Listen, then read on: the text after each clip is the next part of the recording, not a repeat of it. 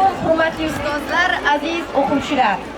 Bugun bizning eng ulug' bayramlarimizdan biri ustoz va murabbiylar kuni. Bu kun bizga saboq bergan, yo'l ko'rsatgan, hayotimizga nur va ma'no olib turgan ustozlarimizning qadrini yanada chuqurroq his etadigan kun. Ustoz insonning ikkinchi ota-onasi, qalblarning nurini uyg'otuvchi, kelajak sari yo'l ochuvchi buyuk zotdir. Sizlarning sabringiz, mehringiz, har bir maslahat va har bir darsingiz bizning qalbimizda oltin xatlarda yozilib qoladi.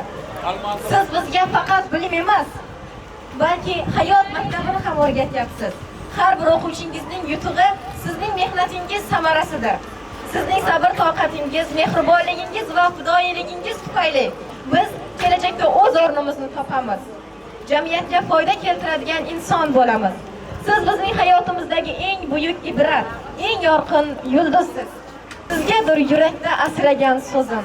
To mangu ta'zimda turaman o'zim, dilimning tubida yangragan so'zim. Ezgulik yo'lida tolmang ustozim.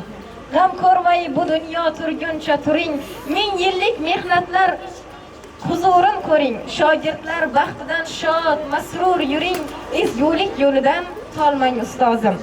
Hayot yo'llarimda dildosh deb bildim. Yo'limni yoritgan quyosh deb bildim. Tole yo'llarida yo'ldosh deb bildim. Ezgulik yo'lida tolmang ustozim.